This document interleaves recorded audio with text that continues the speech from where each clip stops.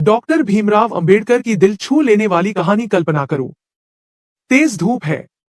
एक छोटा सा बच्चा स्कूल से लौट रहा है। उसका गला प्यास से सूख रहा है। वह दौड़कर एक कुएं के पास जाता है। कुएं में पानी भरा है। वह अपने छोटे हाथ आगे बढ़ाता है, लेकिन तभी कुछ लोग चिल्लाते हैं, रुको, पानी मत छूना।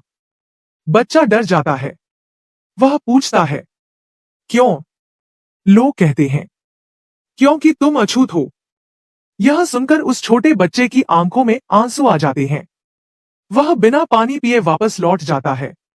उस बच्चे का नाम था भीमराव अंबेडकर। 14 अप्रैल 1891 मध्य प्रदेश के महू में भीमराव का जन्म हुआ। घर बहुत साधारण था। पैसे कम थे, लेकिन उनके पिता चाहते थे कि उनका बेटा पढ़ लिख कर बड़ा इंसान बने। जब भीमराव स्कूल गए तो उन्हें क्लास के अंदर बाकी बच्चों के साथ बैठने नहीं दिया जाता था। उन्हें दरवाजे के पास बैठाया जाता। उनकी कॉपी तक शिक्षक छूना पसंद नहीं करते थे। अगर उन्हें प्यास लगती तो वह खुद पानी नहीं पी सकते थे। कोई ऊंची जाति का कर्मचारी ऊपर से पानी डालता था। अगर कर्मचारी नहीं आता तो छोटा भीमराव पूरा दिन प्यासा रह जाता। सोचो, एक छोटा बच्चा जिसका कसूर सिर्फ उसका जन्म था, लेकिन भीमराव ने कभी हार नहीं मानी। उन्होंने तय कर लिया, मैं पढ़ूंगा और अपनी किस्मत बदलूंगा। दिन गुजरते गए, मुश्किलें बढ़ती गईं, लेकिन उनका हौसला और बड़ा होता गया।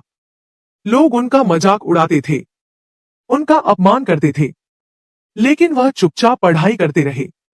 रातों तक जागकर किताबें पढ़ते थे। उनके लिए किताबें हथियार बन चुकी थी।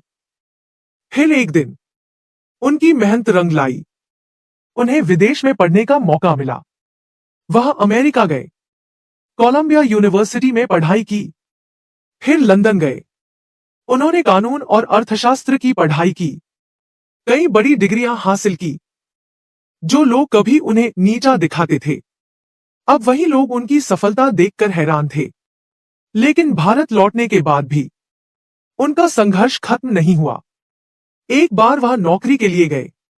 जब लोगों को उनकी जाति पता चली तो उन्हें रहने के लिए जगह तक नहीं दी गई। उन्होंने फिर अपमान सहा, लेकिन इस बार उन्होंने फैसला किया, अब मैं सिर्फ अपने लिए नहीं, पूरे समाज के लिए लड़ूंगा। उन्होंने लाखों लोगों के अधिकारों के लिए आवाज उठाई। उन्होंने कहा, शिक्षित बनो, संगठित रहो, संघर्ष करो। उनकी आवाज धीरे धीरे पूरे देश में फैलने लगी। लाखों लोग उनसे जुड़ने लगे। फिर आया भारत की आजादी का समय।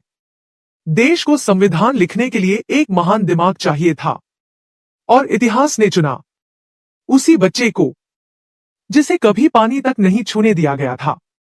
डॉक्टर भीमराव अंबेडकर भारत के संविधान निर्माता बने। उन्होंने ऐसा संविधान लिखा जिसमें हर इंसान को बराबरी का अधिकार मिला। आज हम जो आजादी महसूस करते हैं, उसमें बाबा साहेब का बहुत बड़ा योगदान है। लेकिन उनकी जिंदगी का सबसे बड़ा संदेश क्या था?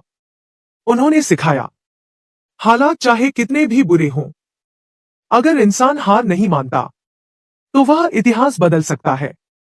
जिस बच्चे को कभी पानी तक नहीं पीने दिया गया, उसी ने करोड़ों लोगों को सम्मान से जीने का अधिकार दिया। जिसे लोग कमजोर समझते थे, वही भारत का सबसे बड़ा योद्धा बन गया।